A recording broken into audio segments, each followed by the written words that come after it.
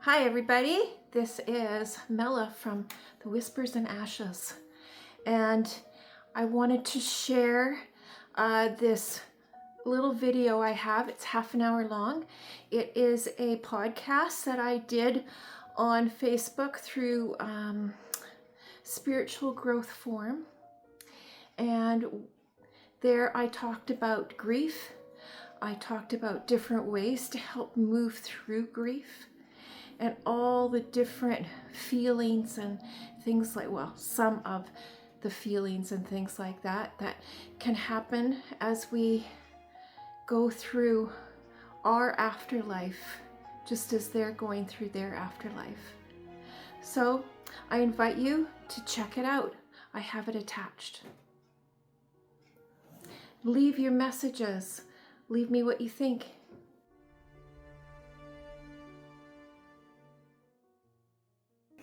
Hi everybody. As the rain falls from the sky, it reflects all the sadness and deep emotions locked within the memories of my life. Can there be another way to feel?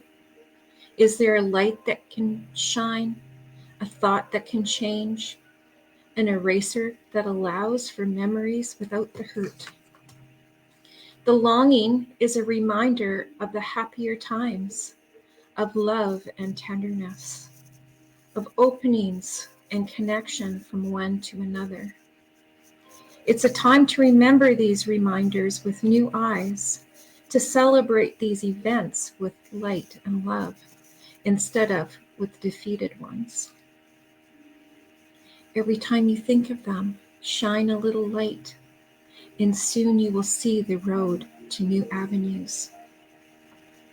I welcome you today, and we are going to talk about grief, death, moving through it all and letting go.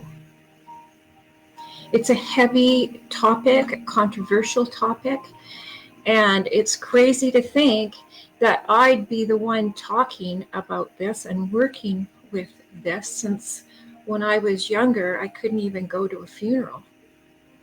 But that's what afterlife does to you. It changes you, and if you allow it, it introduces things that you wouldn't even have thought of before.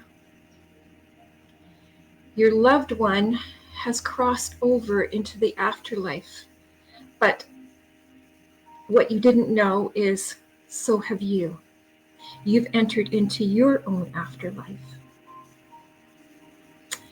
I am Mela, and I own a business called the Whispers and Ashes. And among the many things that I do, 3 primary parts of my work as an artist is practicing my art, practicing my mediumship, and helping people understand that even though death feels like such a finality, and the grief that follows can render you naked, afraid, numb, and invisible, it doesn't have to stay that way. So how do we journey into that afterlife while still honoring our loved one? Their energy, soul, and spirit linger in the air, and sometimes noticeably. Sometimes you get little subtle signs that you think might be them, but you're never sure. And yet you still ache for that deeper connection. So when that worst nightmare happens, will you climb into a cave and never see the sun again? Or can we look at all the beautiful memories, the fun times, the hard times, and the total journey that you've taken together? Now, I'm not saying that the shock or the reality of a loss won't or shouldn't knock us on our butts. But after a little while, and everyone's different, the journey is always personal. The attachment can become loving at a distance. Loving just because you love them. Loving yourself enough to go on and to live a full and vibrant life with them cheering you on in the background instead of in the foreground, because they will and they want to. That's the part that nobody seems to understand all the time, right? And we seem to be so scared that if we don't hold on tight, they will disappear somehow. They'll disappear from our memory or our hearts. And that's not true either, because once you love someone, they're always there. And we're scared that we won't be able to remember them or talk about them or continue to love them. But letting go is not like that at all.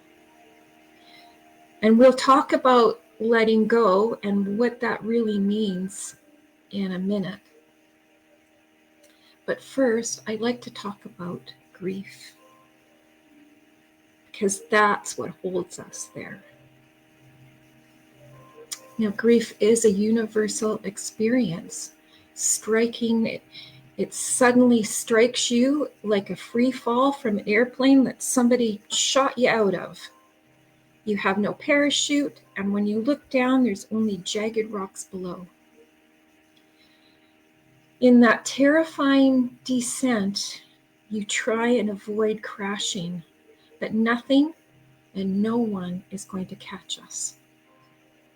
And like I said a minute ago, grief is a personal journey. Everyone has their own take on it, our own experience with it. It hits us in different ways and in different emotions. And society often leaves us ill-prepared for the journey of grief and the process of letting go. So after that inevitable crash, people gather, driven by a sense of duty. They feel awkward and tense, and they don't know what to say, and they offer their condolences, but they most of the time leave us short-lived by not knowing what to say, and we're left to lick our own wounds and try and move through this or find some type of sense of the whole thing. So in that aftermath, you start thinking, if only I had done this, if only I had said that, I didn't do this, I didn't do that.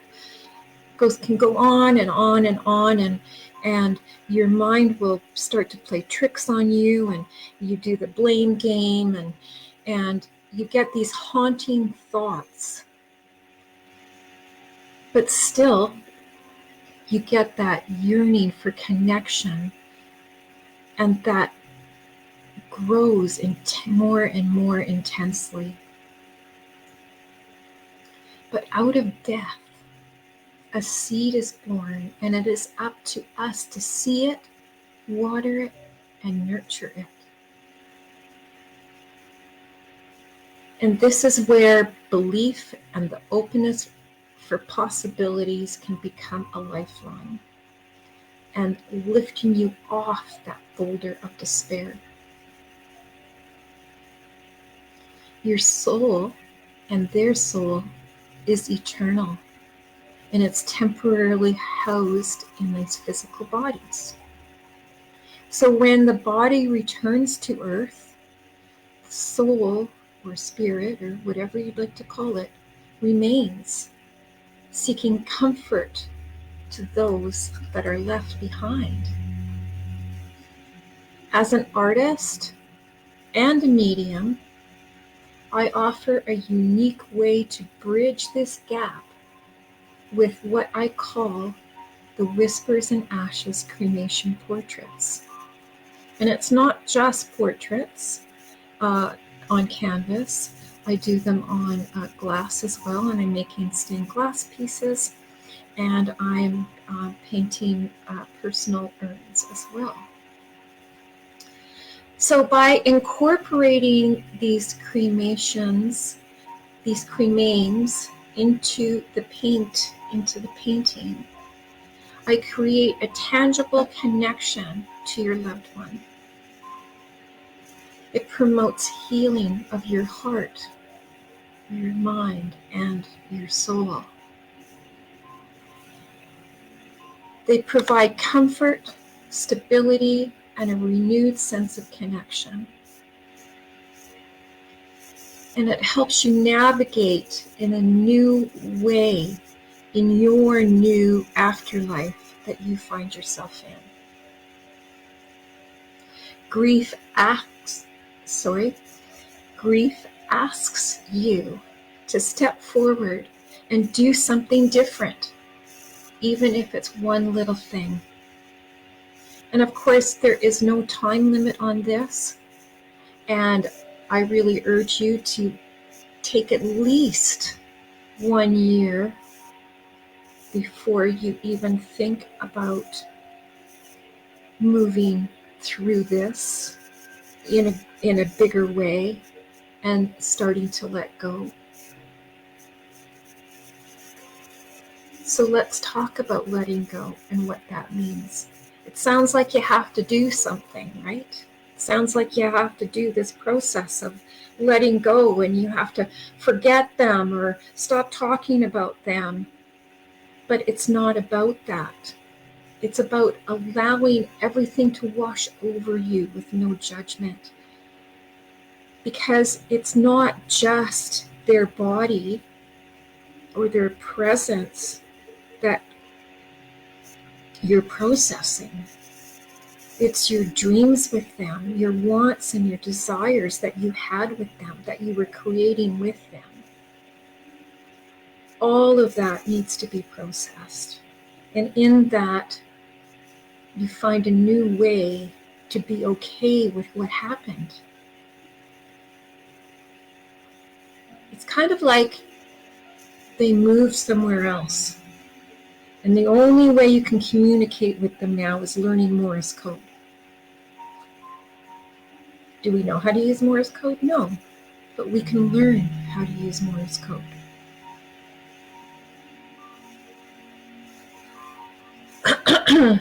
Excuse me, I'm just getting over a cold, so excuse me 1 second. Thank you. So there's many different ways to help you in letting go. And I suggest that you pick 2 or 3 or 4 different kinds of ways to help you let go. There's not one right way and one wrong way. There's little bits of all of these things that I'm going to mention that all help you in the process.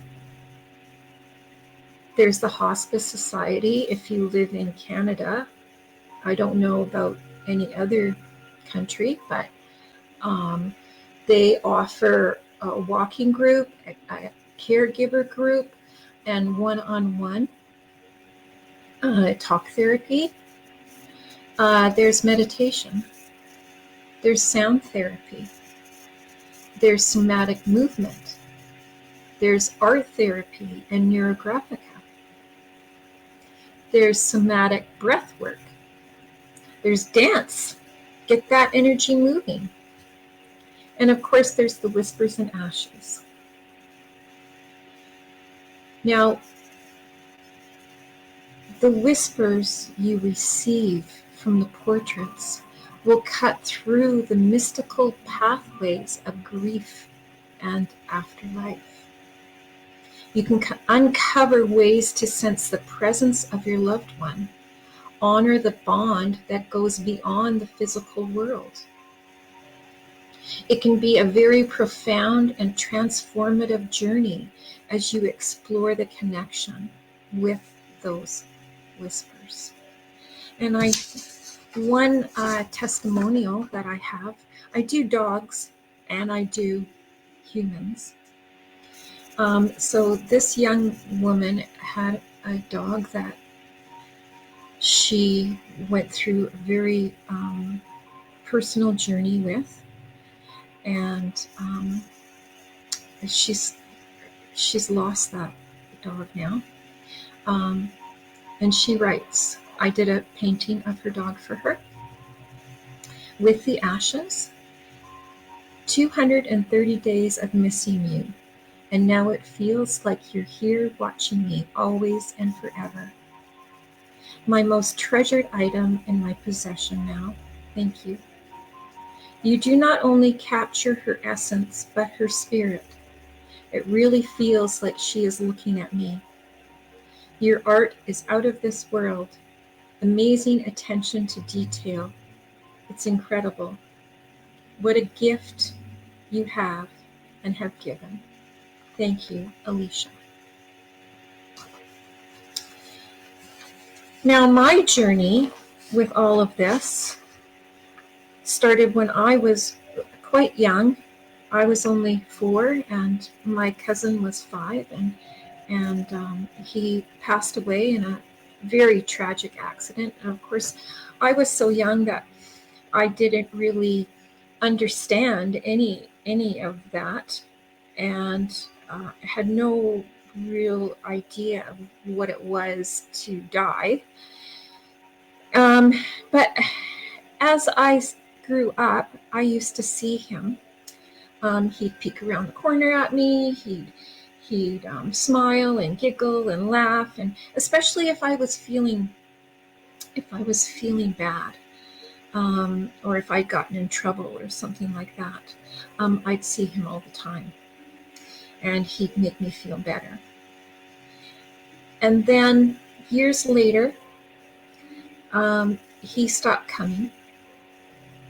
And then he came again when I had my first baby, but only for a very, very short time. And then I went through, my brother-in-law passed away. And in the meantime, I had joined a spiritual church in Langley, BC, and I learned mediumship. And in those classes, I learned how to connect to spirit, how to talk to the dead, and how to introduce my gifts, my natural gifts, my artwork gifts, into mediumship. So it's funny how life kind of takes you on all these turns. My brother-in-law passed away, and beknownst to me, I was the chosen one to help him do that. And it was my first real time watching someone in that transition. And it was amazing to me. It was so profound. And I allowed myself to open up in that room and feel everything that was going on, all the quiet magicalness of it all. And it was really, really something. And it changed me forever. And that is my afterlife. It's part of my afterlife. Since then, I've helped a couple of other friends, very dear friends, pass away. And I consider it a real gift to be able to do that. And that is what I put into my paintings. And they really do speak to you. And I did one for my dad, of my dad, for my mom. And my mom is definitely, she's very Christian. She didn't believe any of this stuff. But I have noticed that she is using the painting quite a bit. She talks to my dad all the time and asks for direction and asks for help. And it's quite quite fascinating, actually, that even for her, it has changed things. So when I get your ashes, I do a whole ceremony, and I really honor the person that has been sent to me. I have a beautiful brass bowl that I put some of the ashes in. I light candles on the floor. I have a special cloth that I put down. And then after setting myself up and opening myself up to spirit, I call in the different parts of that person. We all have these different aspects of ourselves, right? So I call in the north, which is the grounding part of them, the earthly parts of them. I call in the south, the romantic parts, the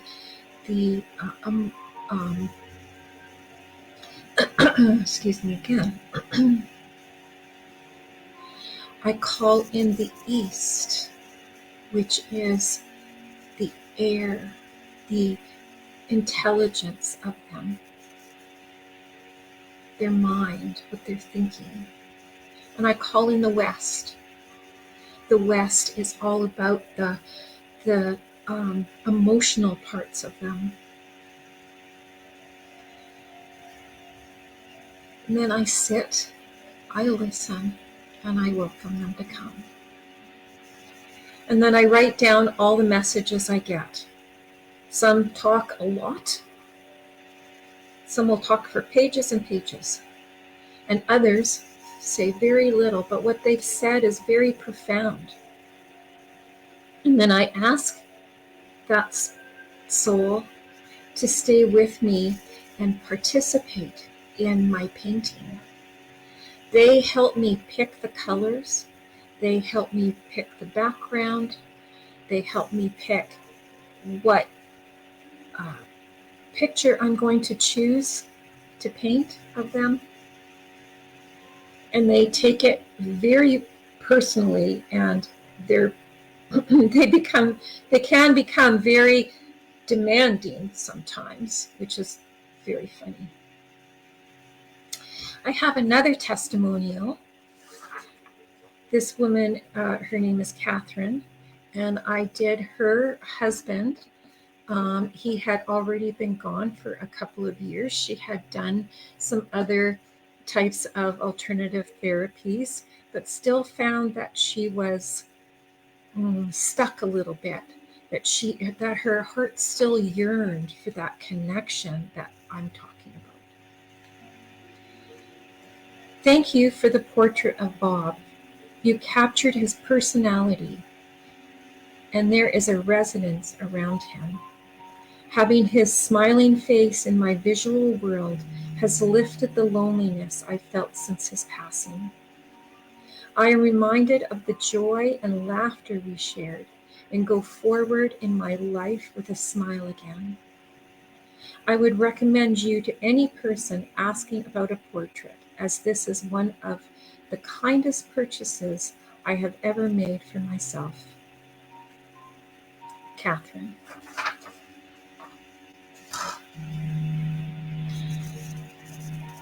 So, what you get with these portraits is you get the portrait, you get a family tree, you get a story feature page, you get a link to a meditation that I've made to help you connect if you're having troubles.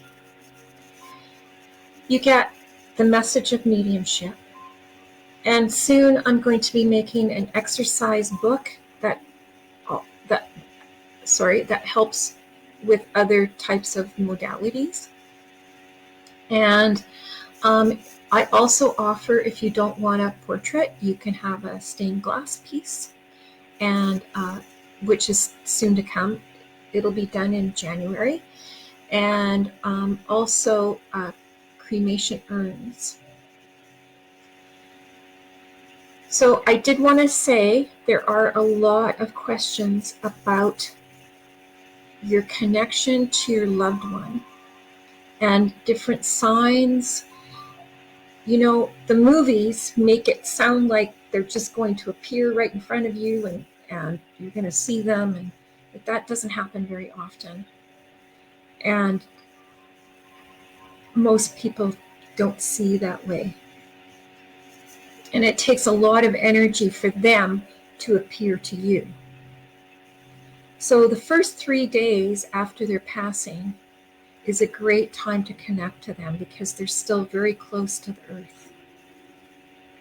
And then after that, after those 3 days are up, it tends to be after 3 months or 6 months because they have stuff to do and we have stuff to do, right? We have paperwork to do and filing this and doing that and all these different things.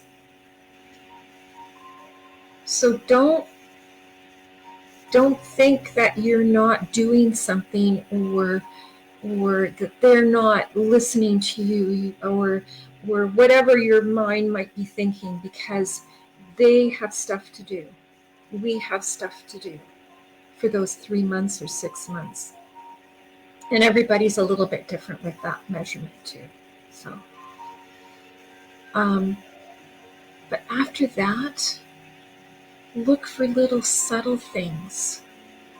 You know, birds that never came around before. Feathers, coins, things moved that you know you put somewhere special. And that other person always put it over here. And if it keeps going back over there, you know that it's them. I had a lady that said that her dog, she came home and her dog had passed, and a year later she found all these bones all over her floor in her kitchen, and it was from her dog that had passed to say that I'm here, I'm still here with you. So take all those types of wonderful things and don't say to yourself, oh, that's just my imagination, because it's not. So I hope that clears up a lot of those kinds of questions you might have. How do I know if they're actually hearing me, if they're actually here? They are here. And if you just are able to sit quiet and relax, because the more tense you become, the more you want it. It's like anything. The more you want it, the more you're actually pushing it away, because it is an energy force. It's harder to do at the beginning, but if you keep practicing, it becomes easier and easier and easier. And just before I close, I have another little poem. In the dark, I think of you. Are you happy where you are? Or do you crave one more touch like me? In the light of day, I think of you. And as the sunshine hits my skin, the thoughts are scattered in form and memories wash into smiles. In all of time, you shall be with me as joy and love and smiles. Holding these feelings close to my heart, giving peace to my lonely parts. I step forward now without you, finding more comfort with your portrait. Opening my heart to the world, exploring new moments and new loves with different songs and different dances as I touch my version of my afterlife. So with that, I send you love, I send you light, and a beautiful transition into your afterlife. And during this season, I also wish you a very Merry Christmas. And if you are in that transition of grief, please know that they are with you. watching you and loving you. And take some time to just connect with them and allow yourself to feel the feelings and allow them to wash over you and not grasp them. With love and light, thank you.